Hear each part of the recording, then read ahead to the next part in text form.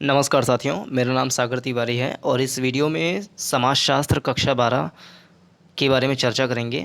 जो भारतीय लोकतंत्र की कहानियाँ नाम का चैप्टर है, उसमें जो बहुविकल्पीय प्रश्न है उसके बारे में चर्चा करेंगे। 19 प्रश्न हैं, सारे 1900 प्रश्न को विस्तारपूर्वक देखेंगे।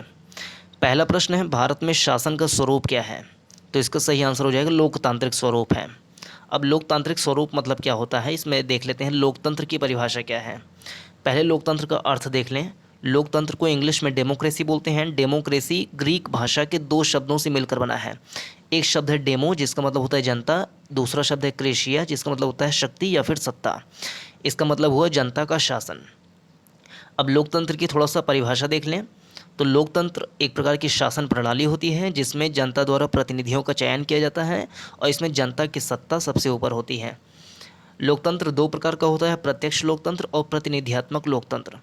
प्रत्यक्ष लोकतंत्र वह होता है जिसमें किसी नीतिगत मुद्दों पर सभी नागरिकों द्वारा सीधे सीधे मतदान करके उस नीति का निर्णय किया जाता है। एग्जाम्पल के रूप में स्विट्ज़रलैंड हो गया। स्विट्ज़रलैंड एक छोटा सा देश है, इसलिए वहाँ पर प्रत्यक्ष लोकतंत्र व्यावहारिक है।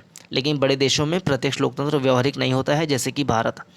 इसीलिए भारत में प्रतिनिधियात्मक लोकतंत्र को अपनाया गया है, जिसमें जनता द्वारा प्रतिनिधियों का चयन किया जाता है।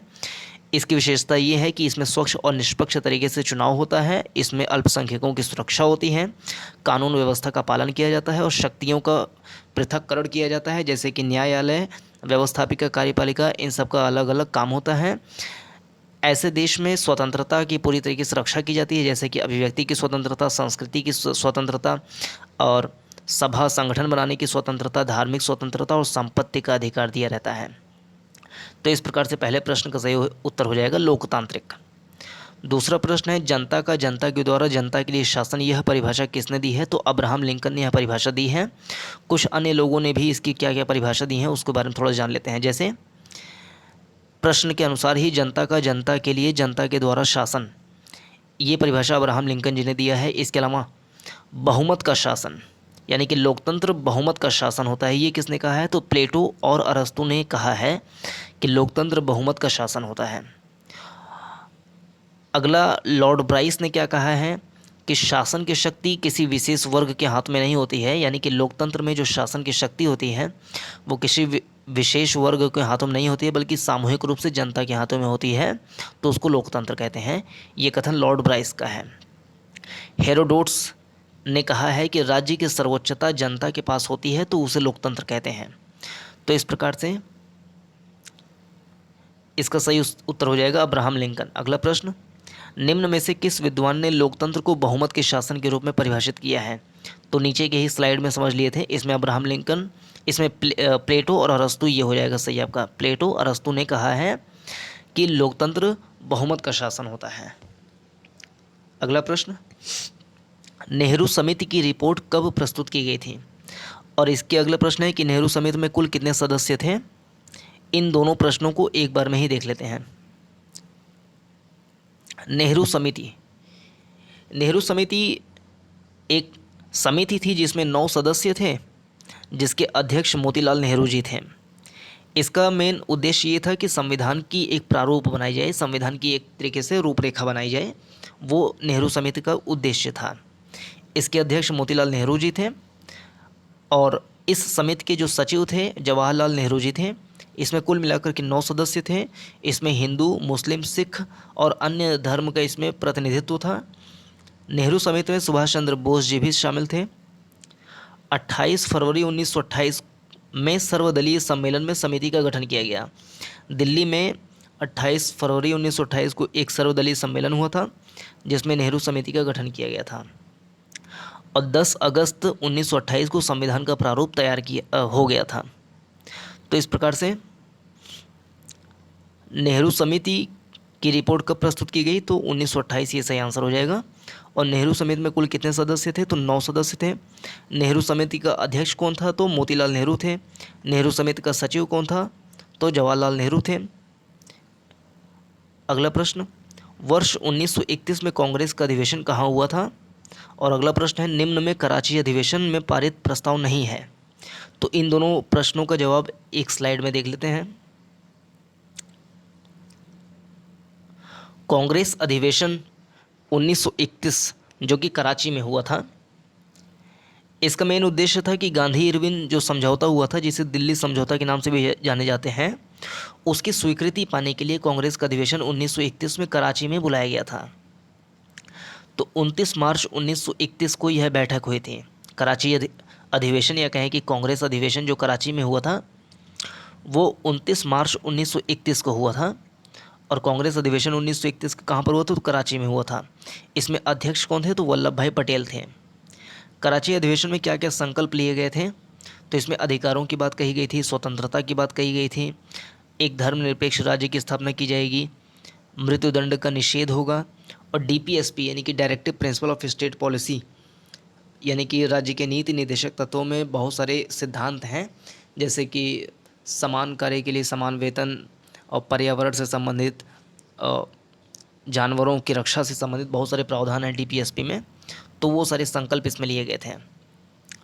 तो इस स्लाइड के अनुसार अगर प्रश्नों का हम विश्लेषण किए हैं, तो प्रश्न का सही जवाब होगा वर्ष 1931 में कांग्रेस का अधिवेशन कहाँ हुआ था? तो कराची, ये सही हो जाएगा। अगला, निम्न में कराची अधिवेशन में पारित प्रस्ताव नहीं है। तो धार्मिक स्वतंत्रता ये था, जैसे कि नीचे बताया ही, धर्मनिरपेक्ष राज्य के बारे में भी था, वयस्क मताधिकार भी था, उपाधियों का वितरण ये चीज़ नहीं था, उपाधियों का अंत था कि उपाधियों का अंत कर दिया जाएगा, ये चीज़ बात थी, ना कि उपाधियों का वितरण करने की बात कही गई थी कराची अधिवेशन में। तो इस प्रकार से उपाधियों का वितरण ये गलत हो जाएगा। तो ये आपका उत्तर हो गया। अगला प्रश्न, हरिजन नामक पत्र संबंधित है। तो महात्मा गांधी जी ने हरिजन नामक पत्र निकाला करते थे। द वनली वे नामक लेख किस महान नेता का है? तो महात्मा गांधी जी ने द वनली वे नामक लेख लिखे थे। अगला प्रश्न, संविधान सभा के लिए चुनाव कब कराए गए? तो संविधान सभा के बारे में थोड़ी सी जानकारी पहले ले लेते हैं। और अगला प्रश्न है, संविधान सभा में प्रारूप समिति के अध्यक्ष कौन थे? तो इन दोनों का जवाब एक स्लाइड में देख लेते हैं। कुछ पॉइंट लिखे हैं, फटाफट इसको पहले रीडिंग कर लें। संविधान सभा का सांकेतिक उल्लेख तिलक के स्वराज विधेयक में 1895 में मिलता है। यानी कि संविधान सभा का सबसे पहला जो सांकेतिक उल्लेख था, उसको तिलक जी ने किया था, बाल गंगाधर तिलक जी ने, अपने स्वराज विधेयक में, जो कि 1895 में आया था। 1922 में गांधी ने कहा, संविधान का निर्माण भारतीयों की इच्छा अनुसार होना चाहिए। यानी कि संविधान सभा बनाने का क्या क्या प्रक्रिया रही है, कब से स्टार्ट हुआ है, इसकी बातें उसके बारे में बताया गया है कि सबसे पहले संविधान सभा का जो सांकेतिक उल्लेख था वो तिलक के स्वराज विधेयक में 1895 में मिला था। फिर 1922 में गांधी जी ने कहा था कि संविधान का निर्माण भारतीयों की इच्छा अनुसार हो। 1928 में नेहरू समिति में संविधान सभा बनाने की मांग की गई थी, जिसके बारे में ऊपर की स्लाइड में चर्चा की है। फिर 1934 में कांग्रेस के पटना अधिवेशन में संविधान बनाने की मांग की गई। फिर 1940 में अगस्त प्रस्ताव में अंग्रेजों ने कानूनी रूप से संविधान सभा की मांगों को स्वीकार किया। 24 मार्च 1946 को कैबिनेट मिशन आया, जो कि प्रश्न में पूछा भी गया है कि कैबिनेट मिशन कब आया था या फिर संविधान सभा का गठन कब किया गया था। तो 24 मार्च 1946 को कैबिनेट मिशन आया और संविधान सभा का निर्माण किया गया। संविधान सभा के सदस्यों का चुनाव अप्रत्यक्ष रूप से हुआ था, क्योंकि विधानसभा के सदस्यों द्वारा चुनाव किया गया। अप्रत्यक्ष रूप से संविधान सभा में जो लोगों का चुनाव किया गया, इसका मतलब ये है कि जनता जो है विधानसभा के सदस्यों के चुनाव करी, और विधानसभा के सदस्य जो है वो संविधान सभा के सदस्यों का चुनाव किए।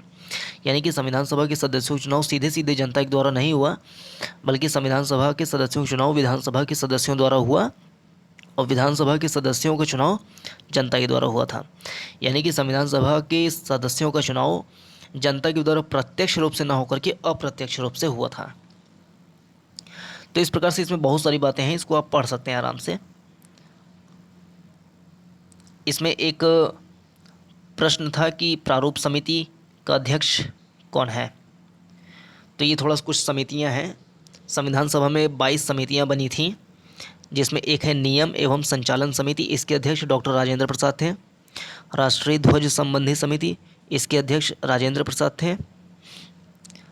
प्रांतीय संविधान समिति, सरदार वल्लभ भाई पटेल अध्यक्ष थे। और संघ संविधान समिति और संघ शक्ति समिति, ये जवाहरलाल नेहरू इसके अध्यक्ष थे। और प्रारूप समिति के अध्यक्ष कौन था? तो डॉक्टर भीमराव अम्बेडकर थे। तो इस प्रकार से संविधान सभा के लिए चुनाव कब कराए गए, तो 1946 इसका सही आंसर हो जाएगा। और संविधान सभा में प्रारूप समिति के अध्यक्ष कौन था, तो डॉक्टर भीमराव अम्बेडकर सही आंसर हो जाएगा। अगला प्रश्न, किसने राज्य को कृषि तथा पशुपालन की आधुनिक प्रणाली अपनाकर सुव्यवस्थित करने से संबंधित खंड को सम्मिलित किया, तो ठाकुरदास भार्गव ने कृषि और पशुपालन की आधुनिक प्रणाली को अपनाकर सुव्यवस्थित ढंग से संबंधित एक खंड लेकर के आए, जो कि संविधान के अनुच्छेद 48 में इसका उल्लेख भी किया गया है। इस भाग को ठाकुरदास भार्गव जी ने संविधान सभा में मुद्दा उठाया था। अगला प्रश्न, निम्नलिखित में लोकतंत्र का कौन सा प्रकार नहीं है, तो प्रत्यक्ष लोकतंत्र होता है जैसे कि स्विट्जरलैंड, अप्रत्यक्ष लोकतंत्र होता है, और प्रतिनिधि लोकतंत्र होता है जैसे कि भारत। लेकिन परोक्ष प्रतिनिधि लोकतंत्र ये किसी प्रकार का लोकतंत्र नहीं होता है, तो ये गलत हो जाएगा। तो इसका आंसर परोक्ष प्रतिनिधि हो जाएगा। निम्न में से कौन सा लोकतंत्र का गुण नहीं है, तो क्रांति से सुरक्षा ये लोकतंत्र का गुण है, व्यक्तिगत स्वतंत्रता की सुरक्षा ये भी गुण है, सामान्य इच्छा पर आधारित ये भी सही है, राजनीतिक दलों में प्रतिस्पर्धा ये लोकतंत्र का गुण नहीं है बल्कि लोकतंत्र का दोष है, ये राजनीतिक दलों में प्रतिस्पर्धा। तो इस प्रकार से ये सही हो जाएगा आपका। अगला प्रश्न, भारत में पंचायत राज व्यवस्था की कौन सी व्यवस्था लागू है, तो त्रिस्तरीय व्यवस्था लागू है। अगला प्रश्न है, ग्राम पंचायत का कार्यकाल कुल कितने वर्ष का होता है। और अगला है, निम्नलिखित में से कौन सा 73वां संविधान संशोधन संबंधित है, ग्राम पंचायत का अध्यक्ष कौन होता है। इन सारे प्रश्न को समझने के लिए थोड़ा सा पहले नीचे कुछ पॉइंट्स को समझ लेते हैं। प्रारूप समिति के बारे में भी इसमें लिखा हुआ है कि 29 अगस्त 1947 में प्रारूप समिति का गठन हुआ था। संविधान का प्रारूप तय करना इसका काम था। प्रारूप समिति का काम था कि संविधान का प्रारूप कैसे तय किया जाए। प्रारूप समिति में 7 सदस्य थे। डॉक्टर भीमराव अम्बेडकर उसके अध्यक्ष थे, यानी कि अम्बेडकर साहब को लेकर के 7 सदस्य थे प्रारूप समिति में। और 1948 में पहला प्रारूप प्रकाशित किया गया था संविधान का। त्रिस्तरीय व्यवस्था क्या होती है, तो बलवंत राय मेहता समिति की संस्तुति 1957 में आई थी। जवाहरलाल नेहरू जी ने 1952 और 53 में बहुत सारी जो सामुदायिक कार्यक्रम चलाए थे उसको देखने के लिए कि ये सामुदायिक कार्यक्रम क्यों विफल रहा, उसमें क्या कमियां रहीं, इसके लिए एक समिति का गठन किया गया था जिसका नाम था बलवंत राय मेहता समिति। तो उन्होंने 1957 में एक रिपोर्ट निकाली थी, उसमें बहुत सारे रिकमेंडेशन दिए थे, जिसमें उन्होंने एक रिकमेंडेशन दिया था कि लोकतांत्रिक विकेंद्रीकरण होना चाहिए, यानी कि जो गांव है उसको स्वायत्तता मिलनी चाहिए। तो उसमें उन्होंने कहा था कि पंचायती राज व्यवस्था भारत में होनी चाहिए, जिसमें 3 प्रकार के उसमें स्तर हों। सबसे निचला स्तर ग्राम पंचायत, और उसके ऊपर जो ब्लॉक स्तर के क्षेत्र में पंचायत समिति का गठन हो, और पूरे जिले स्तर पर जिला परिषद का गठन हो। ये रिकमेंडेशन बलवंत राय मेहता समिति ने दिया था 1957 में। ग्राम पंचायत में जो प्रधान होते हैं उनका कार्यकाल 5 वर्ष का होता है। और ग्राम पंचायत कहते किसे हैं, उसकी परिभाषा ये है कि अगर 1000 जनसंख्या या उससे ऊपर की जनसंख्या जहाँ पर निवास कर रही है उसको हम गांव मानते हैं, और जहाँ पर 1000 से कम जनसंख्या होगी तो उस क्षेत्र को दूसरे ग्राम सभा में मिला दिया जाएगा, तो वो पूरा मिल करके एक ग्राम पंचायत हो जाएगा। यानी कि 1000 या उससे ऊपर की जनसंख्या होगी तभी उसको गांव माना जाता है। तो ग्राम पंचायत की बैठक जो होती है वो 1 साल में कम से कम 2 बार होना ही चाहिए, ये अनिवार्य है। वर्ष में 2 बार ग्राम पंचायत की बैठक होनी चाहिए या फिर इससे ज़्यादा। और ग्राम पंचायत में जो ग्राम सभा के सदस्य होते हैं उनकी योग्यता ये होनी चाहिए कि वो 18 वर्ष या उससे अधिक की आयु के हों, और वो पागल या फिर अपराधी ना हों, तो उनको गांव का सदस्य माना जाता है, जो कि ग्राम प्रधान का चुनाव करते हैं।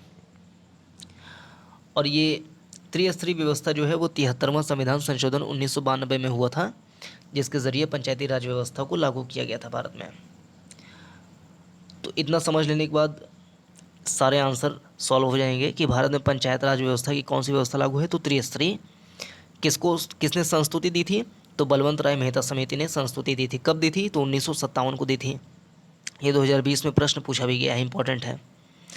ग्राम पंचायत का कार्यकाल कितने वर्षों का होता है, तो 5 वर्षों का होता है। निम्नलिखित में से कौन 73वां संविधान संशोधन से संबंधित है, तो नगर पालिका है, ग्राम पंचायत है, अ, विधान सभा ये नहीं है। निम्नलिखित में कौन सा 73वां संविधान संशोधन संबंधित है? तो ग्राम पंचायत ये संबंधित है। नगर पालिका जो है ये 74वां संविधान संशोधन जो हुआ था 1992 में या 93 में, तो उसमें नगर पालिका, नगर निगम इन सब के बारे में बताया गया था। लेकिन ग्राम पंचायत ये चीज़ जो है उसको 73वां संविधान संशोधन में देखा गया था। अगला प्रश्न, ग्राम पंचायत का अध्यक्ष कौन होता है? तो ग्राम प्रधान होता है, जिसकी नियुक्ति 5 वर्षों के लिए होती है, जो कि ग्राम सभा के सभी सदस्य मिलकर के उनका चुनाव करते हैं। और राजनीतिक दलों के दोष क्या होते हैं, यानी कि पॉलिटिकल पार्टीज़ जो होती हैं उनके दोष क्या होते हैं?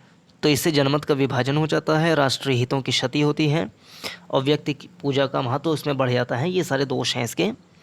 तो इस वीडियो में मुख्य रूप से इतना ही। आशा है कि वीडियो समझ में आई होगी। इस वीडियो को अपने सभी साथियों के साथ शेयर कीजिए जो कक्षा 12 में समाजशास्त्र विषय लिए हों, और चैनल को सब्सक्राइब कीजिए ताकि समाजशास्त्र से संबंधित अन्य सारे वीडियो आपको मिल सकें। वीडियो को देखने के लिए बहुत बहुत धन्यवाद। नमस्कार, जय हिंद।